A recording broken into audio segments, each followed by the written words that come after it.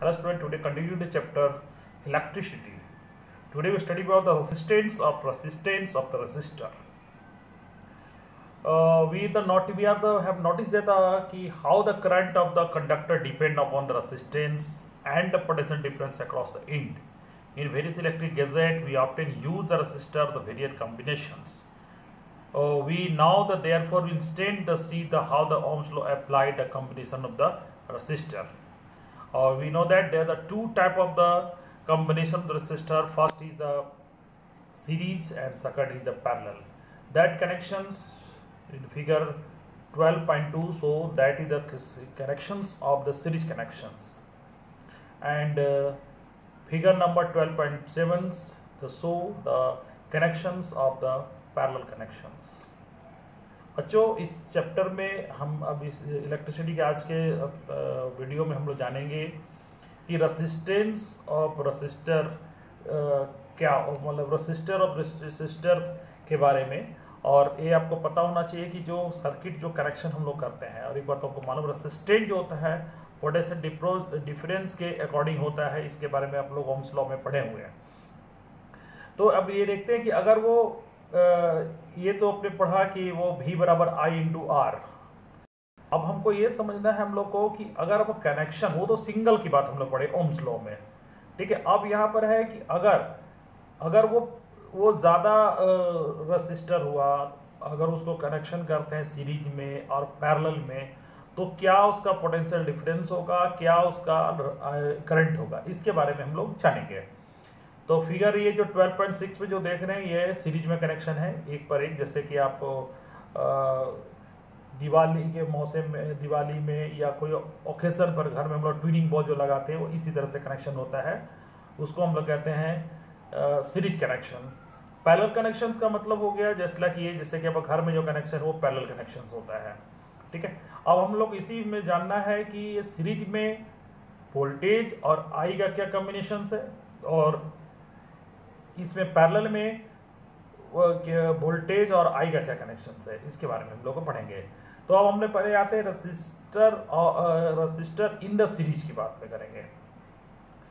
इसके लिए लेकिन सबसे अच्छा है कि पहले आप एक्टिविटी को समझ लीजिए कि 12.4 में क्या है कि आप जिस तरह की कनेक्शंस किया हुआ है, आपको just like R1 R2 R3, इसके जगह पर मान लेते हैं कि 1 ओम 2 ओम और 3 ओम का आपके पास रसिस्टर है, ठीक है। और उसको 6 वोल्ट के बैटरी से कनेक्ट करते हैं और प्लग करते हैं। तो उसके बाद हम सारे रसिस्टर का जब एमीटर से सभी रीडिंग देते हैं, तो रीडिंग में आप पाएंगे इसका जब रीडिंग लिया जाएगा सभी का रीडिंग, जब हमने जो एमीटर जो लगाया गया है, जो देखिए इसमें जो एमीटर लगाया हुआ है, इसको जब हम लोग इसका रीडिंग लेंगे कहीं पर कनेक्शन करके, तो देखेंगे कि हर जगह पर ए का वैल्यू, जो एमीटर का रीडिंग जो है वो हर जगह सेम है।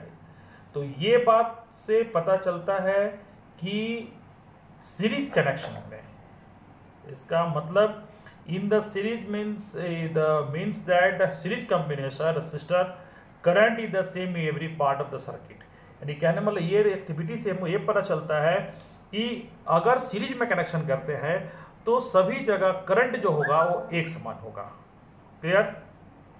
उसके बाद आता है 12.5 फिगर में। इसमें क्या है कि आप सारे को जस्ट लाइक जैसे वो कनेक्शन किया हुआ है उसमें सारे पर अब क्या है कि यहाँ पर एक रेसिस्टर R1 है, R2 है, R3 है, और R2 R3 है। और इसमें हम लोग को क्या करना है कि इसमें रीडिंग को लिए, एक बार हम लोग R1 का रीडिंग लिए वोल्टमीटर लगाकर यहाँ पर, दूसरे बार यहाँ R2 का लिए रीडिंग वोल्टमीटर लगा के, इसका आया V1, इसका आया V2 और इसका आया क्या V3, यानी कि तीनों का डिफरेंट आया।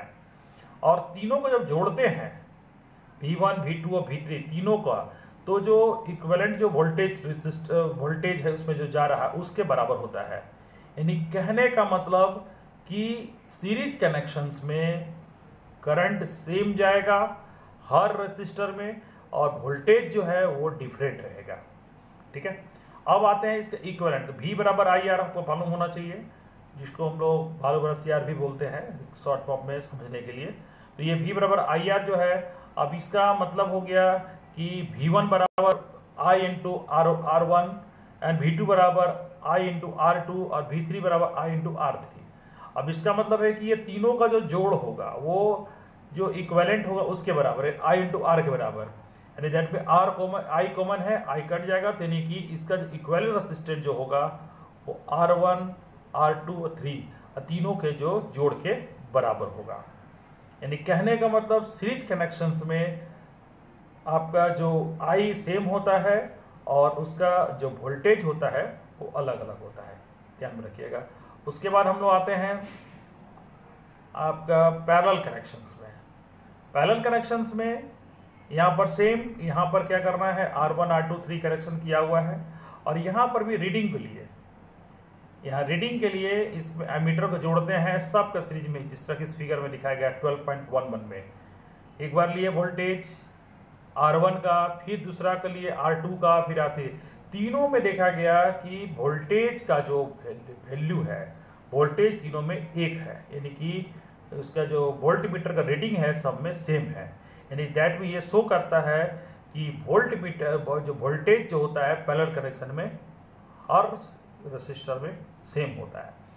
जब एमीटर का रीडिंग लिया गया R1 में, R2 में, R3 में, तो तीनों में I का वैल्यू, यानी कि दैट मीन कि जो करंट का जो है वो तीनों में अलग अलग हुआ।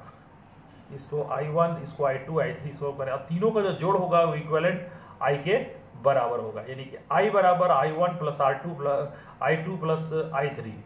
और इसका मतलब जो हम लोग जो एक ओम्स का रूल्स का फार्मूला V बराबर I इंटू R, तो I बराबर V बाय R। तो यहाँ पर I1 बराबर हो जाएगा V बाय R2, I1 बराबर V बाय R1, I2 बराबर V बाय R2 और I3 बराबर V बाय R3। तीनों को जोड़ेंगे तो इक्वल हो जाएगा, उसके बराबर होगा।